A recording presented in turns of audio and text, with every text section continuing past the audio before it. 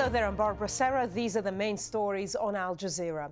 In his first policy speech since re-election, US President Barack Obama has claimed a mandate to raise taxes. His speech set the tone for the upcoming battle with congressional Republicans on avoiding the so-called fiscal cliff. Rob Reynolds explains what that means.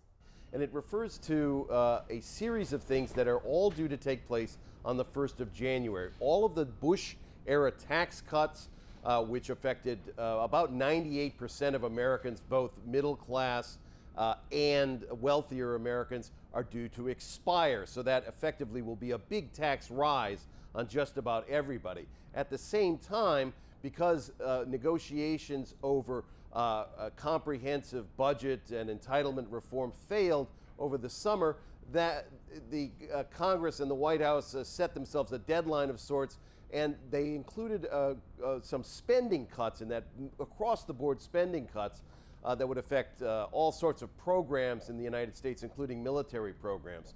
So the combined effect of those, Bernanke said, would be like driving over a fiscal cliff. It would toss the U.S. economy, which is still fragile, back into recession. It would put millions of people out of work, and it would really affect markets and economies worldwide.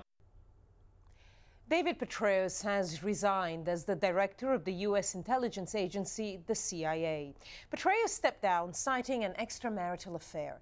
Before leading the CIA, he was a four-star general in the U.S. Army and the head of international forces in Afghanistan. President Obama has thanked Petraeus for his service. Syrian National Council delegates meeting in the Qatari capital Doha have selected a new 11-member executive committee. They've also elected the veteran opposition leader George Sabra to be their president.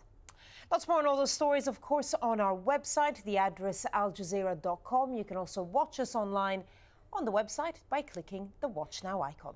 Well, those were the headlines on Al Jazeera, and that's all from me, Barbara Serra. Bye-bye.